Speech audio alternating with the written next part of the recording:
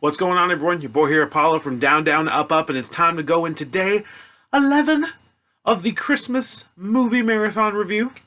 Not so much a movie starting off today, more than, I guess, a special. Actually, to be fair, you know what? This thing is almost like 50 minutes. If you want to call it a movie, I'm not going to complain. It's Christmassy. It's more wintry than Christmassy, and focused around a different kind of winter Christmas character. The animated Jack Frost. I have sort of mixed opinions on this one. I like the animation style of the movie. It's very similar to a few other things I've seen around Christmas time. For example, I think it's really close to the style of Rudolph, The Year Without a Santa Claus, some of those old specials, and another one that I will be doing later this month that I'm not going to say right now.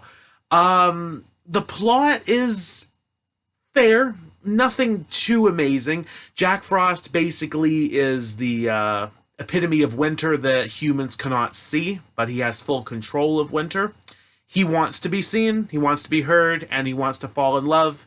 He goes to Father Winter, asks to be human, and from there, it's trying to get the girl of his dreams, a normal life, settle in, and defeat an evil king in a small town. It's not bad. My half and half issue with this one, it's very, very cringy. Like, this is a special definitely around kids with... Because to be fair, there's a lot of sing-along in this movie, and there's one that, to me, is just atrocious. I'm being completely honest. There is one song in this movie I just can't watch. Like, I cannot watch. I cannot listen to it. I have to look away. I don't know why. It is so cringy. And for reference, if anyone has seen this, it's when the family, Jack Frost, Snip, and Holly are sitting around a table exchanging a box of nothing that they call a Christmas present because they're too poor to afford any kind of real presents. So they pretend that they're giving each other the best gift they've always wanted. I just don't know what it is, but that song is such a cringe fest. I have to be completely honest. Some of the things I like, though, in the movie, again, the animation style, some of the voice actors I recognize from other shows and movies, but for some reason, not off the top of my head. Like, Snip is one character, aka the Snowflake Maker. I know I've heard his voice many times in other things, but I just can't place where it is. A nice side character is a little groundhog who Jack Frost actually makes out to be his shadow and always scares him back into his hole so they can get 6 more weeks of winter. That's a great character and the narrator of the story.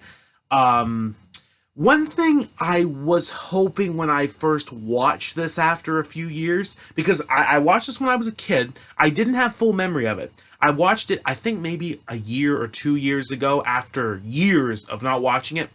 I don't know why. I was really hoping Jack Frost didn't talk. I don't know what it is, but for the first little bit of this movie, the character seems so much more mystique without a voice added in. Not that I have anything against the actor who voiced his character. There's just something about it that would have worked. If they had remade this and had him as a mute, I could have gotten behind it.